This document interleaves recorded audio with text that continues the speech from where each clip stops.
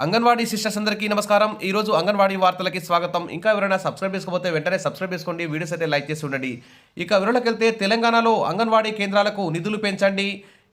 ఈ ఫిబ్రవరి 1వ తేదీనే కేంద్ర ప్రభుత్వం బడ్జెట్ అయితే ప్రవేశపెట్టింది. ఆ బడ్జెట్లో మహిళా శిశు సంక్షేమ శాఖకు ప్రయారిటీ ఇస్తున్నాం.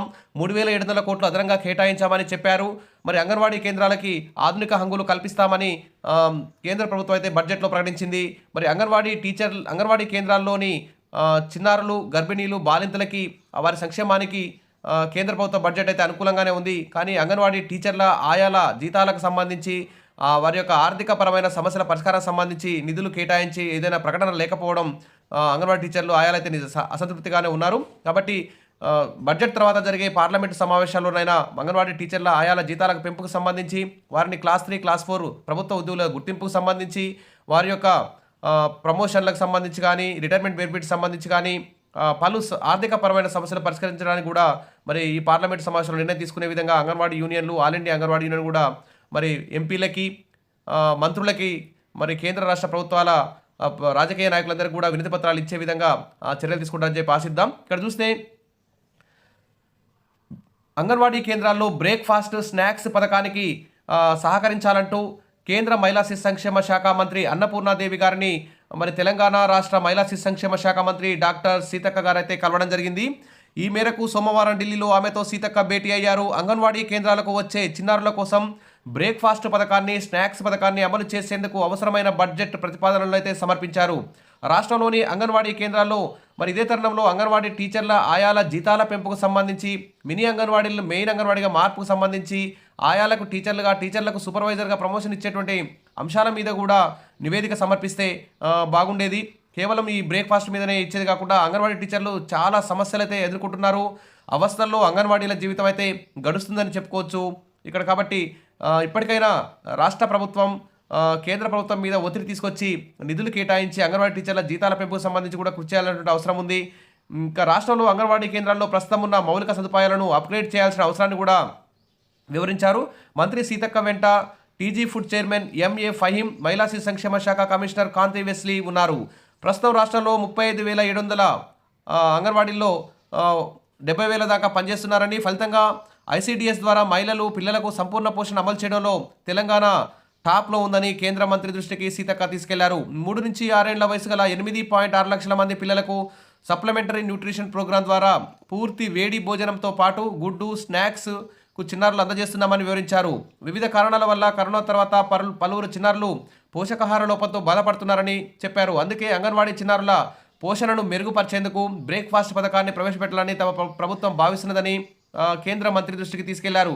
ఈ ప్రతిపాదిత బ్రేక్ఫాస్ట్ స్కీమ్ అమలు చేస్తే చిన్నారులు ప్రతిరోజు అదనపు పోషకాహారం అందుకుంటారని, చిన్నారులు ప్రీ స్కూళ్లకు క్రమం తప్పకుండా హాజరవుతారని, హాజరు శాతం పెరుగుతుందని, ఒక్కో చిన్నారికి రోజుకు బ్రేక్ఫాస్ట్ కోసం 8 చొప్పున ఏడాదికి 206 కోట్లు అవసరం అవుతాయని ప్రస్తావించారు.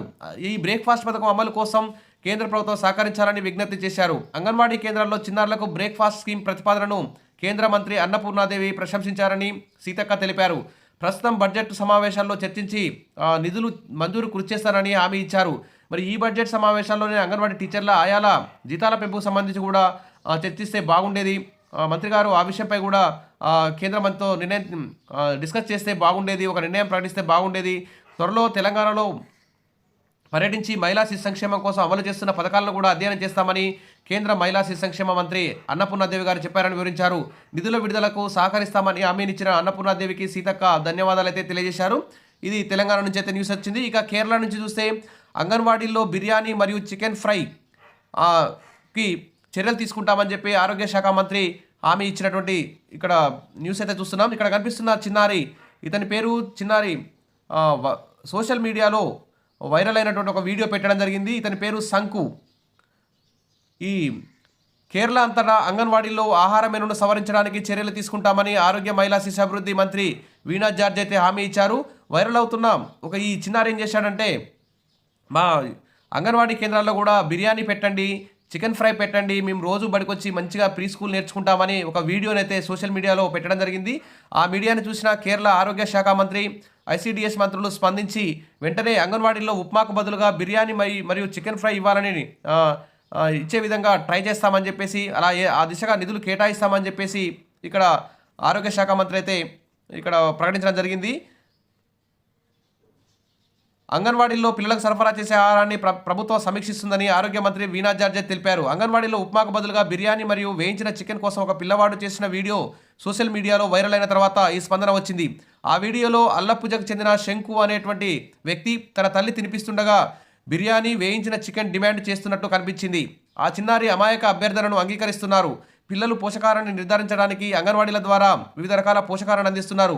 ఈ ప్రభుత్వ హయాంలో అంగన్వాడీల ద్వారా గుడ్లు పాలు అందించే కార్యక్రమం అమలు జరుగుతోంది. కాబట్టి త్వరలో ఆ శంకు అనేటువంటి చిన్నారి చేసిన వీడియో వల్ల అతని తల్లి మరియు అంగన్వాడీ సిబ్బందికి మంత్రి హృదయపూర్వక అభినందనలు తెలిపారు. వెంటనే మేము అంగన్వాడీ కేంద్రాల్లో కూడా బిర్యానీ చికెన్ ఫ్రై పెట్టే విధంగా చర్యలు తీసుకుంటామని చెప్పేసి ఇక్కడ కేరళ మంత్రి అయితే ప్రకటించడం ఒక గుడ్ న్యూస్ అని చెప్పుకోవచ్చు. చిన్నారికి నిజంగా కృతజ్ఞతలు తెలిపాల్సిందే. ఇంకొన్ని చూస్తే అవస్థల్లో అంగన్వాడీ కేంద్రాలు, సొంత భవనాలు లేక ఇబ్బందులు, చిన్నారులను పంపేందుకు భయపడుతున్న తల్లిదండ్రులు, మరి చిన్నారులను సంరక్షించి విద్యాబుద్ధులు నేర్పించేందుకు గర్భిణీలకు, బాలింతలకు పోషకాలను అందించేందుకు ఏర్పాటు చేసిన అంగన్వాడీ కేంద్రాలు సొంత భవనాలు లేక అద్దె భవనాలు, పెంకుటిళ్లలో కొనసాగుతుంటే భవనాలు ఉన్న చోట సరైన వస్తువులు లేక ఇబ్బందులు అయితే ఎదురవుతున్నాయి. ఇక దాతలు ఉచితంగా ఇచ్చిన భవనాలు గ్రామ పంచాయతీల్లో కొన్ని కొనసాగుతున్నాయి. పెంకుటిళ్లలో సౌకర్యాలు లేక ఇబ్బందుల మధ్య కొన్ని కేంద్రాలు నడుస్తున్నాయి. కొన్ని చోట్ల వర్షం వస్తే కురుస్తున్నాయి, కొన్ని శిథిలావస్థలో ఉన్నాయి, మరికొన్ని చోట్ల ఇరుకు గదులు ఉన్నాయి. కొన్ని చోట్ల అయితే భవనం లేక గ్రామ పంచాయతీ భవనంలోని ఓ గదిలో కేంద్రాన్ని నిర్వహిస్తున్నారు. కొన్ని అంగన్వాడీ కేంద్రాలకు సొంత భవనాలు మంజూరైన అసంపూర్తిగానే ఉంటున్నాయి. ఇక సరైన వస్తువులు లేవని పిల్లలను అంగన్వాడీ కేంద్రాలకు పంపించేందుకు తల్లిదండ్రులు భయపడుతున్నారని చెప్పేసి అధికారులు, అంగన్వాడీ టీచర్లు, ఆయాలైతే చెప్తున్నారు. ఇక ఇటీవల అంగన్వాడీ కేంద్రం శిథిలావస్థకు చేరి పెచ్చులూడి పడుతూ ప్రమాదకరంగా ఉండడంతో తల్లిదండ్రులు గ్రామస్తులతో మాట్లాడి దాన్ని మరో బిల్డింగ్లోకి మార్చాలని కూడా అధికారులు అయితే సూచిస్తున్నారు. అనువైన భవనం దొరికే వరకు ప్రస్తుతం ఉన్న అంగన్వాడీ కేంద్రం వరండాలో కొనసాగించాలని సూచిస్తున్నారు. ఇక మా ఊర్లో 12 ఏళ్ల కింద అంగన్వాడీ సెంటర్కు బిల్డింగ్ కడతామని స్లాబ్ వేసి వదిలేసిండ్రు. మాకు ప్రైమరీ స్కూల్లో ఒక రూమ్ ఇచ్చారు. అందులో 20 మంది పిల్లలు ఉంచడం, 12 మంది గర్భిణులకు సేవలు అందించడం ఇబ్బందిగా ఉంది. ఎప్పుడో కట్టిన బిల్డింగ్ కావడంతో అంగన్వాడీ సెంటర్లో ఉన్న రూమ్ వర్షాకాలంలో కురుస్తుంది అంటూ మంగ అంగన్వాడీ టీచర్ రజాక్పల్ నుంచి అయితే ఇక్కడ కోరుతున్నారు. సరే, ఏది ఏమైనా మా మనమరాలు అంగన్వాడీ స్కూల్కు పోతుంది, బిల్డింగ్ పాతది కావడంతో అది ఎప్పుడు కూలిపోతుందో అని టీచర్ పిల్లలందరినీ బయట కూర్చోబెడుతున్నారు. అంగన్వాడీ సెంటర్ నడిపించుడు వాళ్లకు మస్తు తిప్పలవుతుంది అంటూ శ్యామవ్వ రజాక్పల్లి నుంచి ఇక్కడ అభిప్రాయం వ్యక్తం చేస్తున్నారు. ఈ విధంగా మరి అంగన్వాడీ కేంద్రాలు అవస్థల్లో ఉన్నాయి. అంగన్వాడీ టీచర్ల, ఆయాల జీవితాలు కూడా అవస్థలతో తమ యొక్క విధులైతే నిర్వహిస్తున్నారు. కాబట్టి కేంద్ర రాష్ట్ర ప్రభుత్వాలు ప్రవేశపెట్టబోయే బడ్జెట్ సమావేశాల్లో ఖచ్చితంగా అంగన్వాడీ కేంద్రాలకు, అంగన్వాడీ టీచర్ల జీతాల పెంపుకు సంబంధించి కూడా భారీ ఎత్తున నిధులు కేటాయించాలని చెప్పేసి కోరుతున్నారు. ఇక అంగన్వాడీ కేంద్రాలకు అదనపు నిధులు కేంద్ర మంత్రి సీతక్క వినతికి వాళ్ళు సానుకూలంగా స్పందించినట్టు ఇక్కడ సమాచారం అయితే వస్తుంది. ఇది గుడ్ న్యూస్ అని చెప్పుకోవచ్చు. ఇంకా విష్ ఆల్ ద బెస్ట్. మరిన్ని అప్డేట్స్ కోసం మన ఛానల్ని ఫాలో అవుతుండండి. వీడియోస్ అయితే లైక్ చేస్తూ ఉండండి. Thank you.